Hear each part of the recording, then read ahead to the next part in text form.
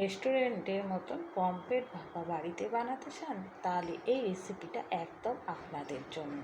এরকমভাবে বানালে রেস্টুরেন্টের স্বাদকেও হার মানাবে। নমস্কার বন্ধুরা, মিঠুর রান্নাঘরে আমার সকল বন্ধুদেরকে স্বাগত। বেশি না কথা বলে ঝটপট রেসিপিটা দেখে নাও। রান্না করতে করতে আড্ডা তো দেবই। এখানে আমি পমফ্রেট মাছগুলি ধুয়ে সব পরিষ্কার করে নিয়েছি, দিয়ে দিয়েছি নুন হলুদ দিয়ে বেশ ভালো করে মাছগুলিকে আমি মাখিয়ে নিচ্ছি, মাখিয়ে রেস্টে রেখে দেবো। এখানে আমি মশলাটা রেডি করে নিই। দিয়ে দিয়েছি কিছুটা নারকেল কুচি, দিয়ে দেবো এর মধ্যে 2 চামচের মতন পোস্ত, দিয়ে দেবো এর মধ্যে 1.5 চামচের মতন সাদা সর্ষে, দিয়ে দেবো এর মধ্যে 1.5 চামচের মতন কালো সর্ষে, দিয়ে এর মধ্যে 4খানা কাঁচা লঙ্কা আমি ফাটিয়ে দিয়ে দেবো। ঝালটা তোমরা কম বেশি করতেই পারো। এবার আমি এটাকে মিহি পেস্ট করে নেব। এদিকে আমি কড়াই তেল গরম করতে বসিয়ে দিয়েছি। এবার আমি এক এক করে মাছগুলো সব ঢেলে নেব। পমফ্রেট মাছ খুবই নরম হয়, বেশি ভাজবো না, হালকা একটু ভাজবো। উল্টে পাল্টে ভেজে নিলেই আমার মাছ ভাজা একদম কমপ্লিট হয়ে যাবে।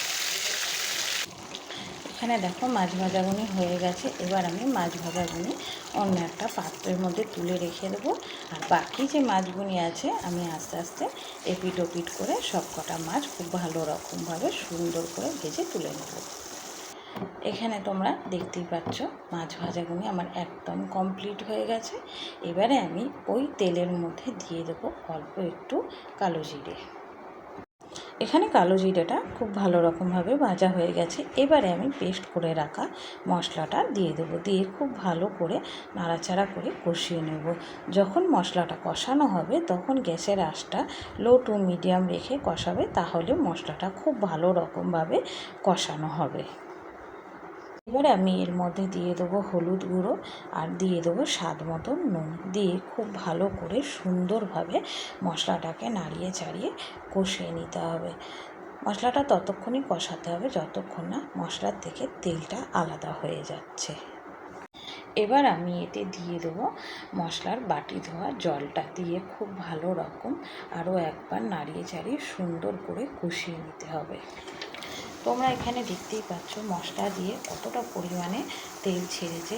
খুব ভালো রকমভাবে মশলাটা কষানো হয়ে গেছে। এবারে আমি এর মধ্যে দিয়ে দেবো পরিমাণ মতন জল। জলটা দিয়ে খুব ভালো করে নাড়াচাড়া করে ঝোলটা ফোটার জন্য আমি রেখে দেবো।